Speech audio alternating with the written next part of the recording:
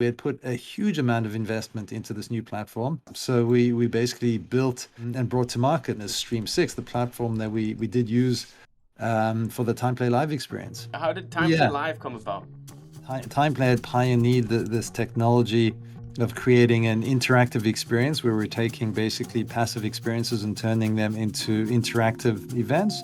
While we were doing that, we did see that there was enormous potential for taking this same type of experience into the home. This is Quiz It. You guys know how to play. Just pick the right answer. The fastest correct answer gets the most points. The correct answer is Uncharted, and I unfortunately got it wrong. Let's look at the leaderboard. Who is in the lead? Firefly is running away with its scrambles, and Afro are sort of neck and neck. That the potential is much greater than what TimePlay Live was able to represent, and so we took all those learnings, invested it back into our thinking and our planning and strategizing for what we wanted to do with it next. And that really was the genesis for StreamSIX. So basically it was the reimagining entertainment of these social interactive experiences. Welcome to Streaming with RPAD. This is launching StreamSIX. More than ever, consumers are looking for interactive experiences. Content is the last frontier of differentiation in the streaming wars. So what does the user want? They want fun, connection, and interaction. We want to empower streamers and game developers to develop and deliver fun and interactive, highly entertaining experiences. Today's going to be an amazing show. We're going to talk to the CEO of StreamSIX, Oren Rosen. We will play a round of TimePlay Live, and we'll introduce a brand new game. All right, so let me introduce the guy who Elon Musk asks for advice when he's in a bind, Mr. Oren Rosen. Let me unmute you here, Oren. But let's get the interview started. Okay, Oren, let me bring you to the game room, which I've worked on very hard. Our journey here at StreamSIX started a couple years ago, actually, and we used to be TimePlay. Remember this? We used to be TimePlay, so we used to be in theaters and on cruise ships, and our claim to fame was the two-screen experience. So we used to be on theaters, and then someone undercooked some bat soup, and the world shut down. And we lost basically all our revenue. Cruise ships stopped going, theaters closed down. So all of a sudden, there was a crisis moment in the company, and we had to sort of change course. So can you take me through how did you react, and what sort of decisions did you come about to basically reinvent the TimePlay to the next stage, which was TimePlay Live? If you could take me through that. Yeah, and then the evolution to StreamSIX. Sure. Yeah, we'll go through StreamSIX next. But yeah, how did TimePlay Live come about? Yeah, so it's funny how the world works, and just looking back on the whole scenarios as we talk through the story now, it's interesting looking at it sort of through the rear view lens. But what was happening real time, I can tell you, is that we were making good traction on the what we call the in-venue space, or the four-wall space, where TimePlay had pioneered this technology of creating an interactive experience where we're taking basically passive experiences and turning them into interactive events. So that worked well in the in-venue settings like cinemas, like cruise ships, and obviously, we know where that went, as it relates to COVID. But while we were doing that, we did see that there was enormous potential for taking this same type of experience into the home. So as the streaming world has been gaining momentum with the transformation brought about by the Netflix type economy, and we've seen where that's gone, we saw that where things are going is much more to an interactive world. And so we actually spun off a division internally to start innovating on technology that basically could take that interactive experience that we had done so well in the cinema and the cruise ship type spaces, those in-venue settings, and wanted to see if we could create the technology to bring this into the home. And so we created an innovation division to start working on that. We weren't sure if it was possible, but we tried, and we were working on the back end technology. This was just after Google had released their Stadia, which actually gave us the backbone of some of the technology that we could use to be able to do this. So then fast forward, and COVID hits.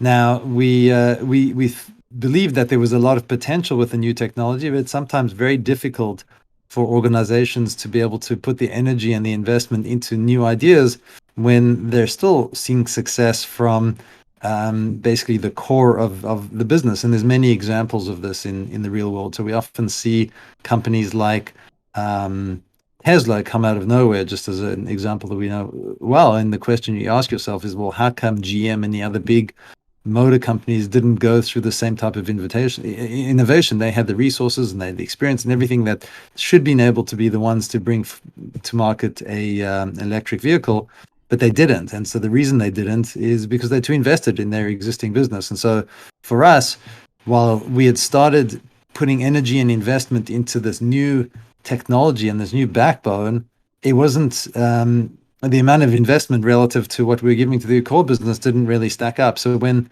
the COVID economy hit, when they were consuming the undercooked bat soup, as you say, that presented a really unique opportunity for us, where I stood back and said, okay, so what do we do now? We don't know how long COVID is going to. Trump announced that they were shutting the planes coming in from London. And it was like the craziest thing. That I thought, this, like, the world's coming to end. This is bizarre, and this cannot go on. Thinking a week max.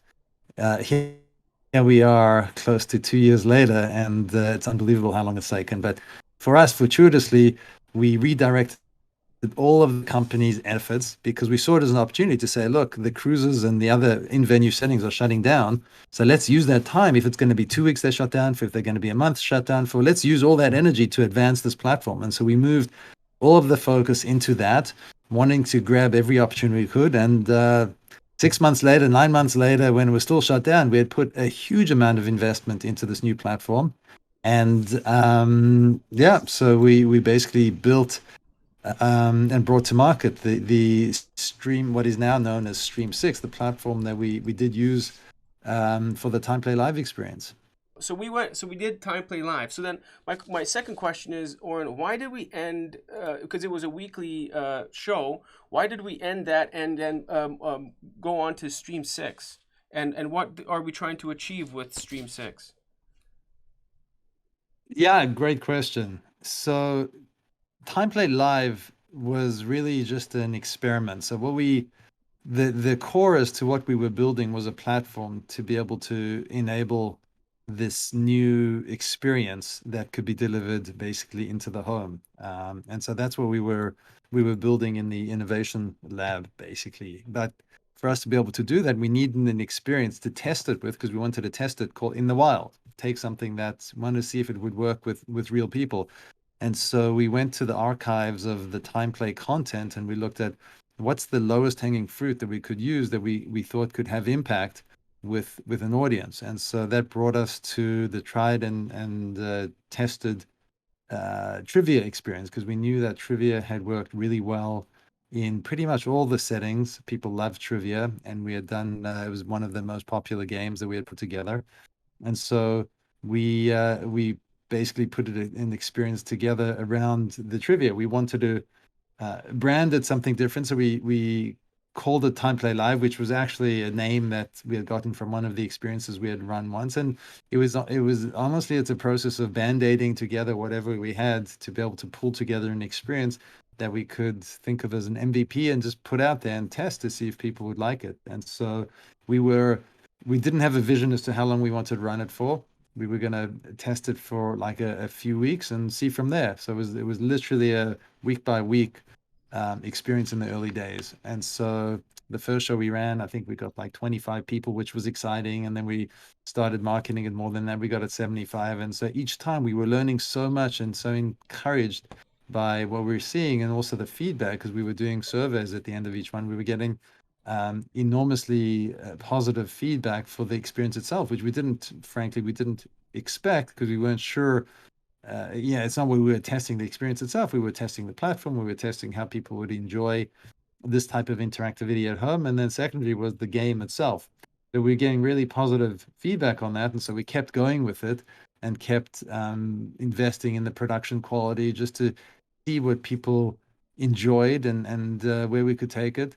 And we pushed to sort of peak experiences just to see if the technology could hold up to thousands of people basically engaged in a social interactive experience. So that's what we're calling it now, this large social interactive experience. And so we basically took it to that point, and the that was always the goal. The goal was never to launch a product, so we did have to have sort of an endpoint at some point. It proved the logical point when we were approaching the summer, and also at that point the COVID seemed to be settling down. We thought people were going to, go outside, and we thought it was a great time to be able to bring Time Play Live to an end, but it was never an end because we were going to revitalize it in some way. And so that was the arc or the narrative of Time Play Live, where it started just as a test experience to this audience, and we just kept growing, growing, growing. But we had to pick an end point because we think that the potential is much greater than what Time Play Live was able to represent. And so we took all those learnings, invested it back into our thinking and our planning and strategizing for what we wanted to do with it next. And that really is what was the genesis for StreamSIX. So basically, it was the reimagining entertainment of these social interactive experiences. And so that's where it all started. Yeah, you're such a chill guy, Oren. I'm just because of this streaming issues and stuff. I'm reminded of when Steve Jobs was demoing the iPod, and then he was trying to do something live on stage, and it wasn't working, and he like threw it at the engineer. He's like, "Fix it." So I'm like, I was expecting, I was expecting something like that. But I get it. It's a live show, and you don't want to show you that side of things. You made me cry a few times. On I used to be a demo jockey for many, many years in supporting software sales, and I'm very familiar with Murphy's Law. And like at crux times, presenting to the most important meetings, and technology just bombs out, and you're like, so yeah. Yeah. So Oh, I'm used to it. So screaming doesn't do much. yeah, I know. Um, so if we were to write the story of the StreamSIX, there's a period of basically 3 days that I think sort of changed the direction of the company. And in my opinion, anyways, I'm curious of what you think about it. But that period I'm talking about is when we did the hackathon. Um, what so the hackathon, just for people who aren't familiar with that, it's basically the company shut down its day-to-day operations, and you allowed the devs, the marketing department, the artists to come together, form their own groups, and come up with ideas, hack together some ideas. It didn't have to be perfect, but to see what everyone came up with and what their passions are. And based on that hackathon, sort was born a new game in essence, and dare I say, the concept for StreamSIX. Maybe it was. But can you basically, my question is, what made you think that this was going to be successful in the first place and take a risk? In It's not really a risk, but in retrospect, but at that time there was no guarantee that it would pay dividends. And did you expect the results you got, or was it in the ballpark, or were you surprised? How did the hackathon come about? Yeah, good question. So I'll tell you a little story if that's okay before that, just to set the context for how one of the ways I think about things. So it's um, this is a true story. It's not documented, but I've had it verified from, or the person I heard it from, in like one of these webinars, knew someone personally involved in it. So you'll see why, yeah, they wouldn't want to publish it necessarily. And so it relates to NASA and one of the rockets that they were looking at launching. And so um, basically, what happened is, I can't remember the exact date, but there's so much, as you can imagine, that goes into a rocket launch, and they think about everything and are accounting for the amounts of fuel that is needed to lift this type of mass for a long distance, and it's calculated to a very, very detailed level. And what the problem they had encountered was that the rocket ship was 200, 200 pounds overweight from basically, I think 200 pounds is the number. It might be more than that, but whatever. Think of it relatively as it had an overweight issue. And they didn't know how to solve for it. So NASA brought the best scientists into the Cape Canaveral or wherever they had their research facility, and they locked them away for 2 weeks. And they said, we have to solve for this because based on the fuel and the weight, there's nothing we can do. So they were looking at how they could take different things off of the rocket, and they spent a week in there and were able to remove some of the things that weren't essential, and they were basically then got it down to like half the volume needed, but there was still a massive issue that they couldn't had no idea how to get rid of this excess weight. Now, along the way, the every time they were coming into the facility in the morning, it's like a top secret type mission. So they were coming in, the security guard was opening up for them. It's a team of about 12 people, and they would spend the full day brainstorming on this thing. Then they would leave. At the end of the day, the security guard would open for them. There was happened to be one of the scientists every day would come in and say thank you to the security guard, greet him, sometime giving him a donut just to say thank you because he's showing up early and staying late to make sure that they were getting out okay. So he struck up a bit of a conversation with him throughout the week. And it happened to be about halfway through the second week, the security guard said, "Well, by the way, like, what are you all working on? What's this project?" And he said, "Well, I can't share too much, but basically the gist of it is the rocket ship has a excess weight issue, and so we need to solve for that to figure out how we can reduce the weight, because without that, the amount of fuel that the engines can or the tanks can contain is just not enough for the lift and the distance that it needs to go." And so he thought about it for a few moments, and he said, "Well," he said, "don't paint it." And he's like, "What?" He says, "Yeah, don't paint it." And so sure enough, they like it struck an idea in the guy's head, and they went back and they did calculations, and they realized that if they got rid of the paint added up to like hundreds of pounds of weight. And if they didn't paint it, then that absolutely was the solution that could solve for the excess weight. And so it happened to be that it really was the idea from the security guard that wasn't part of the team. He was the person opening and closing the gate and had nothing to do with the project. So there's lots and lots of lessons from that, but one of the lessons from that is, and again, this is a proven story. It's a real story. So um, we might think that the best ideas and the smartest minds in the room that are closest to the problem are the best ones to solve for it. But there's many examples which show that that's not the case. And so I'm very much a big believer in that principle. And so for me, the mission of StreamSIX is to create this platform that can enable and empower the creator economy. And we've got lots of creators within our company. And so to give them space, like a 3-day dedicated period to say, hey, this is what we've created.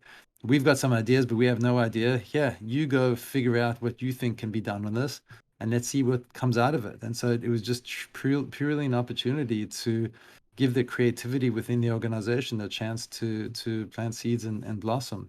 And so the follow-up question you had is, was I happy with that? Well, so for sure, the part of the challenge was there were too many good ideas that came out of that. So we had like 6 or 7 phenomenal ideas that came out of it, and we actually wanted to extend that. So it gave a 2-3 week period where we said, okay, we're creating little teams to go and explore these ideas further. And so invested even more time just to give more space to each of the teams to develop their ideas. And then we actually got to a point where we said, okay, I think we've spent enough time. We have to pick. We have to pick as a team and double down on something, because we've got to put our energies into something. It's the principle of a laser beam really focused can cut through a diamond, or any material on Earth, versus the sun, which has got way more energy because it's so dispersed. It can just make us feel nice and warm, but it's not actually really cutting through a diamond. So the focus is what we needed. And so we put our heads together, went through a session, and we all settled on a game which we think is really going to be the impetus for or the genesis for this new genre of entertainment that we're creating, which is the true social interactive experiences that Leviathan, as you know. Oren, thanks very much for joining us, and wish me luck with the next segment of this technical debacle. Thanks Right, again, Oren. thank you. I've got your back. So Uh, uh, yeah, let's jump uh, into it. and do you want to say anything? I'll give you the last word. Do you want to bring up anything? Where we are, we're totally bullish, obviously, about the platform, about Leviathan. I think it's going to be a game-changing game that's going to uh, be an experience, a socially interactive experience that no one's seen before. But we can only take it so far. We want to engage the community to help us build this thing into the best game ever. And so we're totally committed to doing that. And the more people we get on that and getting the feedback, we're going to do whatever we can to incorporate that feedback and just put out new releases and just increase the fun factor as much as we can. So Uh, thanks for the opportunity and looking forward to it. well, you're giving me the opportunity. Oh, you're welcome, Oren. You're welcome. I'll see what I can do. All right. Thanks so much. Oren Rosen, ladies and gentlemen, the CEO of StreamSIX. All right, you guys hear that? What's up, everyone? Time plays here. So, onboarding, guys, on the chat, we could just play, we could just relax. The controller is in the Twitch chat.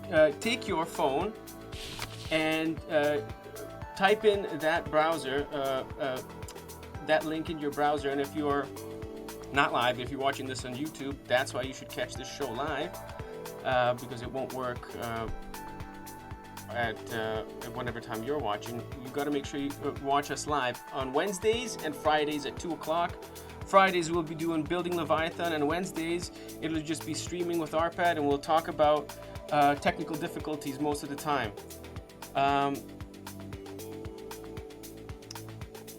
Let's see if I can log in. All right. Oh, here is Kalik, Firefly, James, Dinny.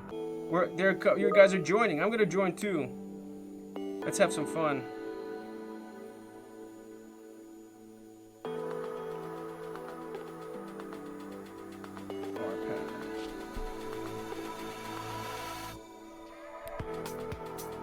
Am I in? Boom! I'm in. Arpad. Arpad's walking down the catwalk.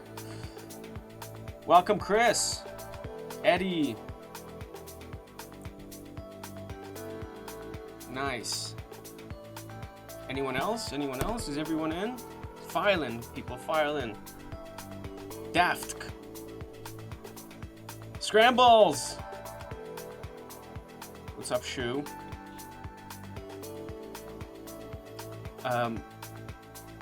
Cosmo. Welcome, Cosmo. And there's JJ. All right. Magic. So if you're watching this and you're wondering, how do I get this thing on my stream? Well, go to Discord.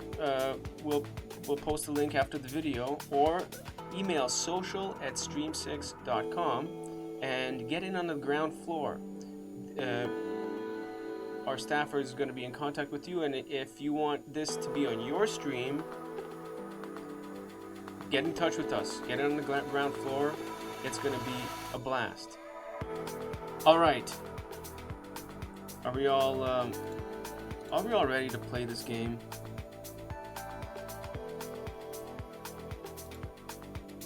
Let's get it going.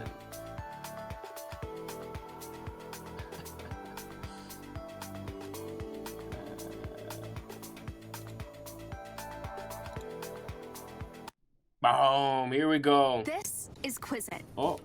You will be presented with... Remember Holly? This is Quizit.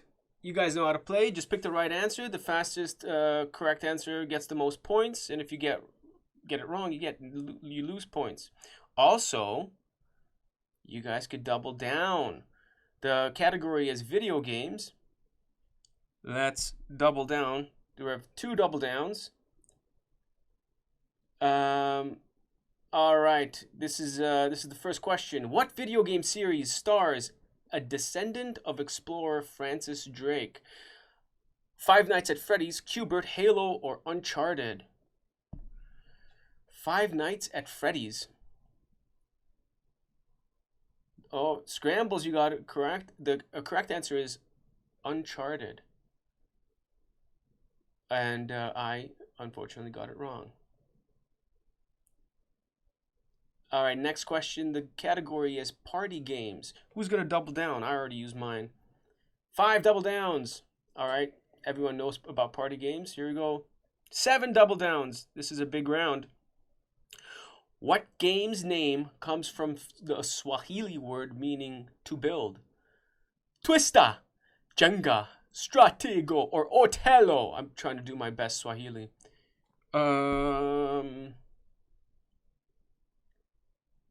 Nice. Everyone's answering. Oh, you guys didn't answer. You guys got it wrong. Squatch, you doubled down and you got it terribly wrong. All right, question 3, or double down again. Card games is the category. Card games. All right, let's see. Getting rid of all your cards is the objective in which game? Blackjack, cribbage, crazy eights, baccarat. What do you guys think?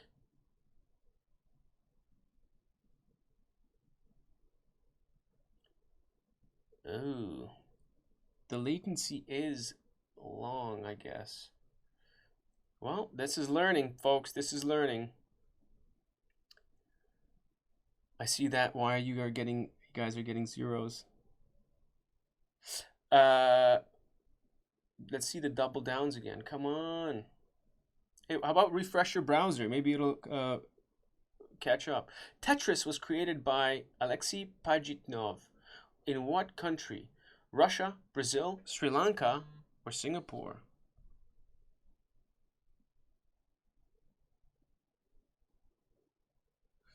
Yeah, the latency is terrible. Terrible.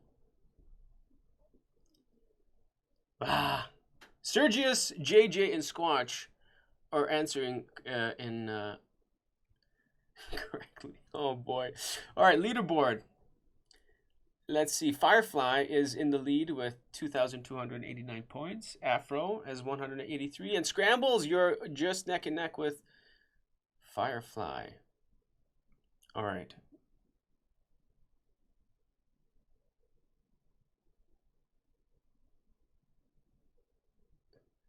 These are the odds. I'm just checking the chat. I'm checking Twitch, and the latency is quite long.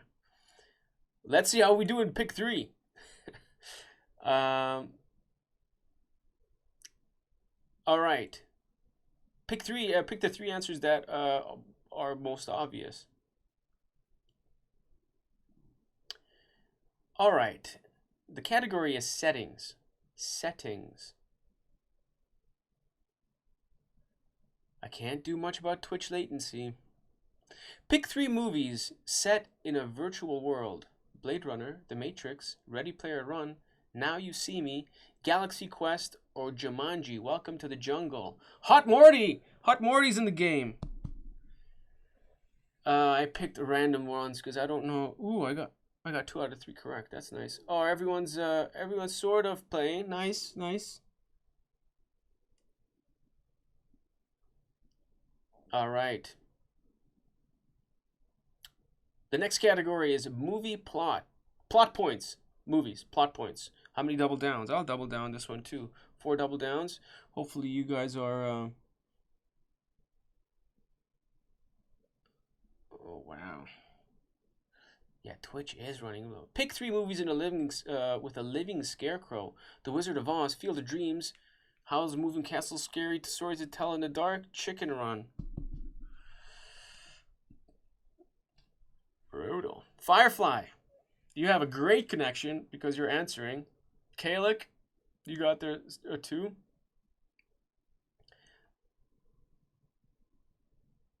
All right. Directors. Firefly's definitely cheating. Yeah. I don't think so. I think he just has a good internet. Pick 3 movies directed by Guillermo del Toro. Guillermo del Toro is the sidekick of Jimmy Kimmel.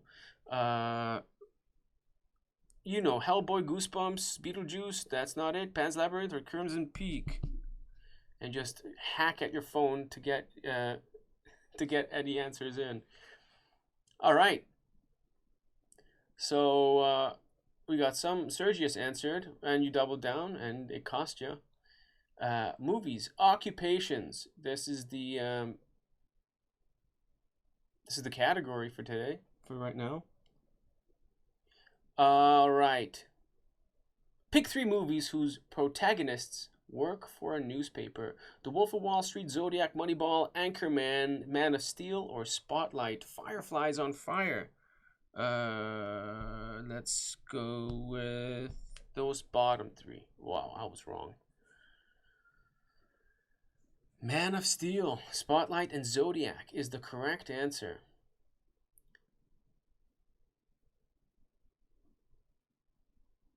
Love your broad bar trivia. All right.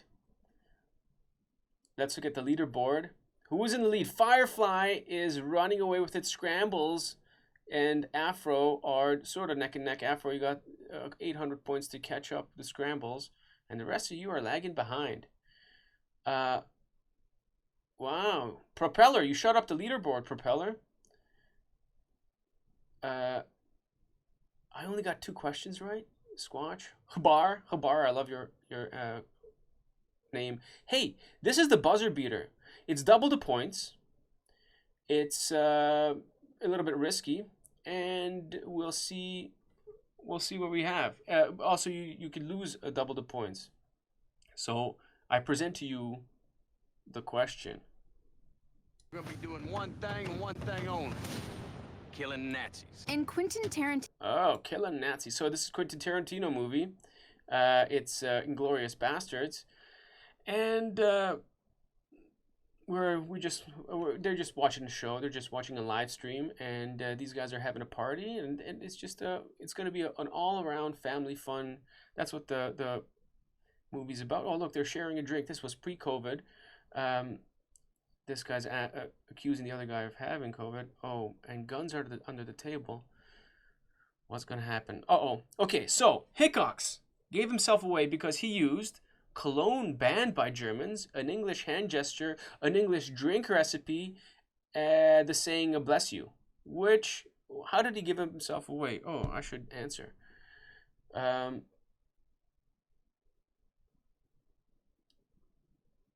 English hand gesture. Nice. That was your double down. Held up the number 3 using his index. Ooh. So yeah, so he held up the number 3, and then he gave himself away, and then fun ensued, hilarity ensued in the scene. That was just an airsoft gun. You guys remember the good old Inglourious Bastards? All the way down, sir. All the way down, sir. I would. So let's see the winner, Firefly, with the best internet connection. Congratulations, Firefly, for the game. We're doing a lot of learnings about Twitch and Time Play Live, and we'll see what we can fix or address. But let's look at the leaderboard. And the winner is Firefly. Scrambles, you beat out Afro, which I still believe you had the same amount of points, Afro. So that's it, guys. That was Time Play Live. The sitting on top of the podium is Firefly. Scrambles comes in second, and Afro is third. Congratulations. I don't want to give out any prizes because the game wasn't really fair because of the latency, but, we'll improve on that in the coming days. Awesome, guys. I had fun. You guys want to play a game of Leviathan? There we go. Okay, so for Leviathan, you guys... Leviathan and the crushing of latency, exactly. So you guys know how to join in. You're downloaded the app. If you are watching this on YouTube, you do not yet have access to Leviathan, but we're working on it. We're working on getting it to you as soon as we can. As you can see, we're developing games live and we're broadcasting it, which means sometimes, usually, things don't work as planned, but they will. And you will see. So let's start a new game. We have a tutorial, survival, and time attack. By the way, we're going to stream Leviathan games every Friday at 2, and we're going to see how it improves. Right now, the UI needs improvement. Should we do survival or time attack? Let's do time attack first. Time attack. Go for 5 minutes. We'll do 5 minutes. Then we're gonna choose our general. Berserker. Don't think, just hit it. That's what I like to do. That's what she said.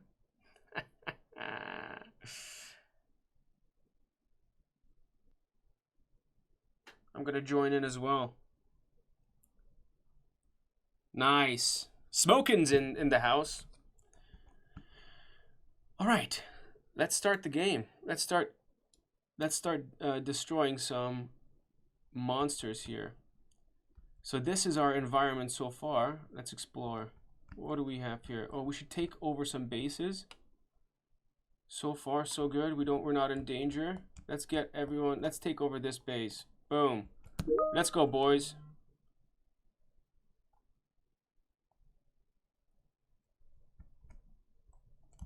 Let's follow all soldiers. Afro, Eddie, William, Kalik. Nice. Okay, that's all we needed to do to take over this base. Uh-oh. And we have an enemy immediately here. That's a flower monster. Let's select everyone and get over here, guys. Troops on the ready. Hey, Heart Morty, what's going on? Hey, you're the first guy what's up, James? Let's attack this flower here as well. Uh-oh. Let's destroy this together. Teamwork, folks. Check out our plant monster. Hey, squares and circles. Oh, there's more plant monsters. Jesus, Murphy. Ah, this guy invited his brother. Come on, let's attack. I'm clicking. There we go. Battle complete. Congratulations, guys. We have finished off that monster, but well, let's find a new mission. Oh, there's plant monsters in the ocean. Are you guys fighting here? Let's go over here. Oh, look at this. You guys are dragging the plant monster with you. I think that was a bug, but it's a good, or maybe it wasn't. But that's a good good strategy. All right, I'm gonna. Oh, you guys need to defend this base. Let's get over here. Let's zoom in. Get a better look at this plant monster and battle this guy. All right. Waiting for the next battle. Are we not battling yet? Oh, there we go. Now I'm in the battle. Remember, team heal, weak attack, and strong attacks. All right. So we're all busy here. We have 2 minutes and 16 seconds left. Nice. Good work, guys. There is also a cube monster that we should take care of right here. Let's see if we... Oh, there's a plant monster. Split up the team. No, not all of you. All right, William. You're going to solo this. Oh, Jesus.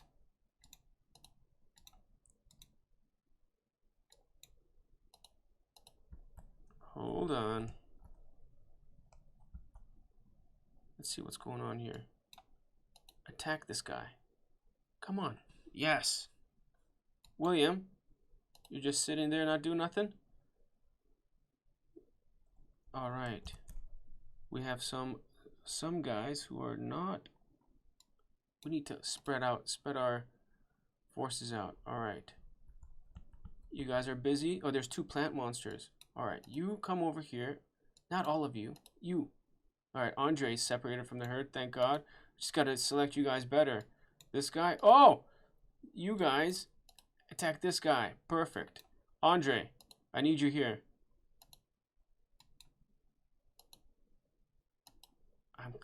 Come on. hot morning. Oh, you guys aren't battling yet? Carnivorous plant. Battle. Battle! Andre, there's another guy here. You have a solo mission. I'm sending you on a suicide mission. Battle complete. Battle complete. Caleb, John, James. Nice. You guys are good to go. Do we? But there's still a plant monster over here. All right, I got to split you guys up. It's hard to select some of you. You two. Keep them busy, and let's finish off this plant monster, guys. Bam. Andre, you need some help? Oh, I'm not even battling. I'll come and join you. Oren, help Andre out. Alright, we're all in battle. Waiting for next battle. I'm not. I'm right here. Battle! Oh no! There's a camera shake. Uh-oh, the Leviathan's coming. That's the Leviathan. Here we go. I am trying to battle you. Come on. Still waiting for next battle. John, William, are you guys battling? Alright, you guys are free. Let's go help out.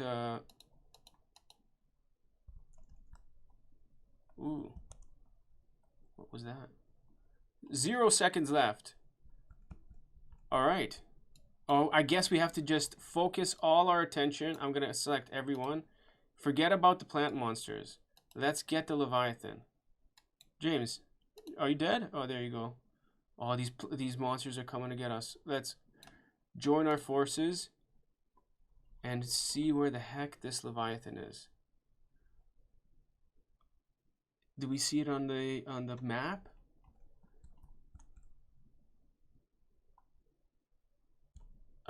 Come on.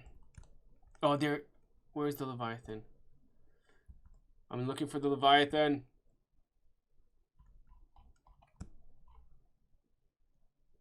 There's a base there. I know you guys aren't. Oh, there it is. Okay, here it comes. Now we all attack this Leviathan, and let's see this battle ensue. Everyone's attacking. All right, strong attack. I'm attacking.